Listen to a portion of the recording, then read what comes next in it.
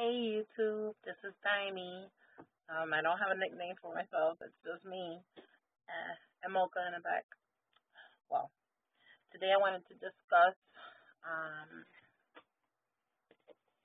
the pre-op information that I received today at the nutritionist. Every state's different, and I've noticed that from YouTubing and seeing these girls online and seeing what pre-op diets they're required, what procedures are required if you're actually trying to get gastric bypass. So I'm in Miami, Florida, and I have been actually doing my research in this for about, I would say, a year for gastric bypass. I was actually considering it. I thought, it's not something, it's been a process.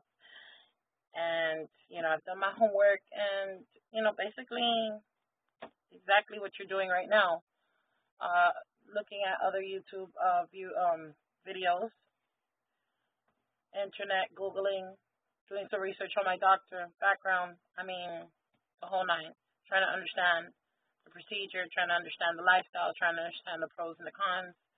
I mean, this is a big decision. I mean, it's a lifestyle that you're basically going to have to live with for the rest of your life. This is not an easy way out. This is, a lifetime decision that you're making.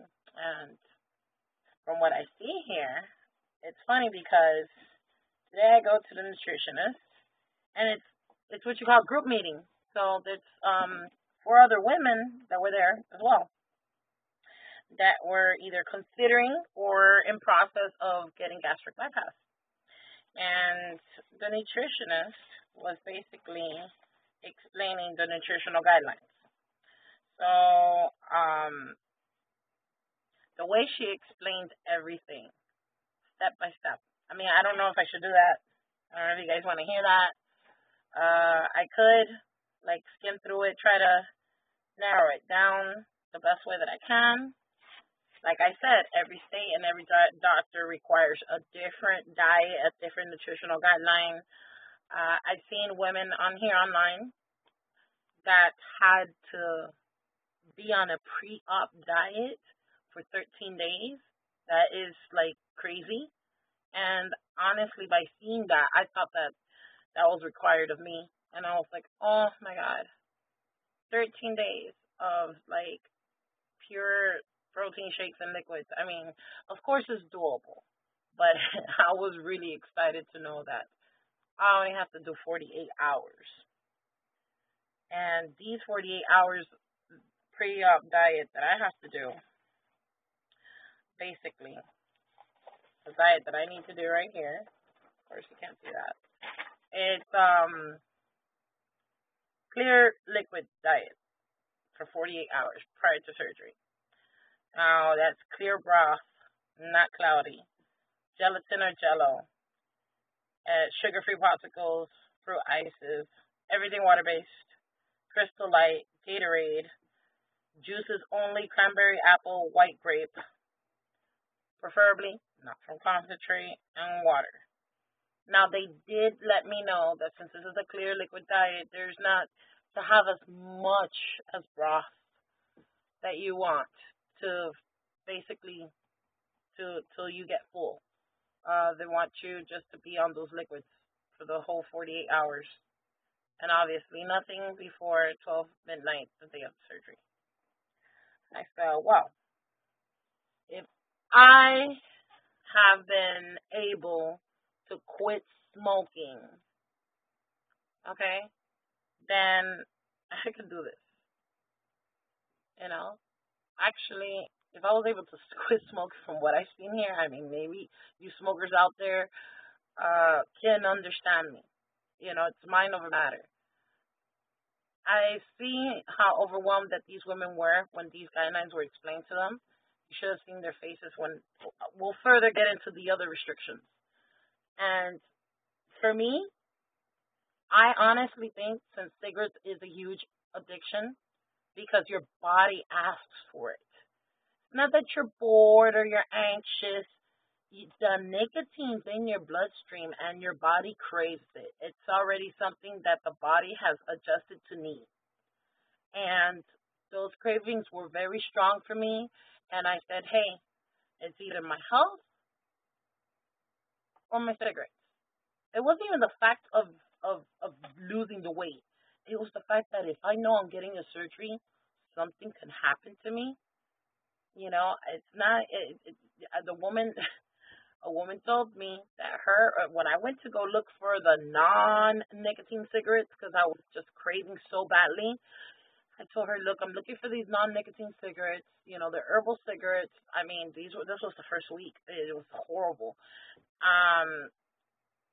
And she goes, I go, because I'm having surgery soon. And she goes, oh, yes, that was required of my mother. And my mother hasn't healed correctly till this day. I go, oh my God, how long it's been since she's had surgery? She goes, 6 months. She's still not healed right. She had an infection. She didn't heal correctly. She went through hell. When I heard that, and I go, but why wouldn't she just, like, what do you mean? She smoked up till how long? She goes, she smoked up to the date of surgery. She didn't really, she didn't listen to what the doctors were telling her because she chose her addiction over her health. Huh, not me. Well, here we go. On with that. On with the guidelines. Okay?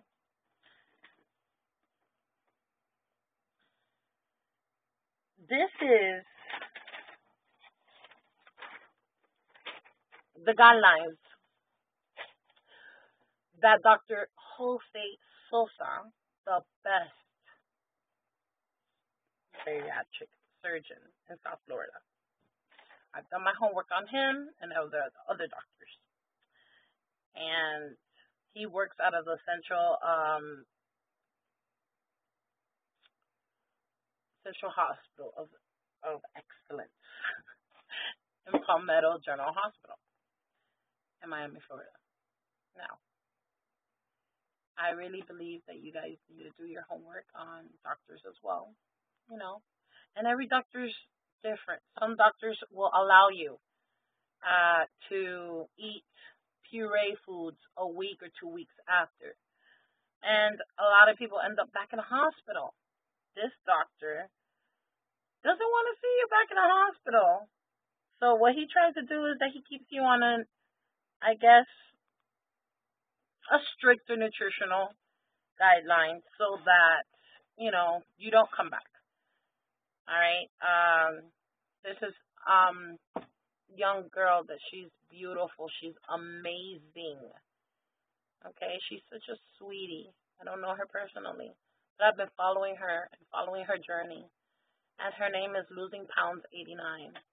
And you can actually, YouTube her, look her up, and she had to go through the 13 days of hell. And her guidelines were a lot different, and she experienced a lot of vomiting, a lot of things. I am gonna, that's where I think that this might actually be better.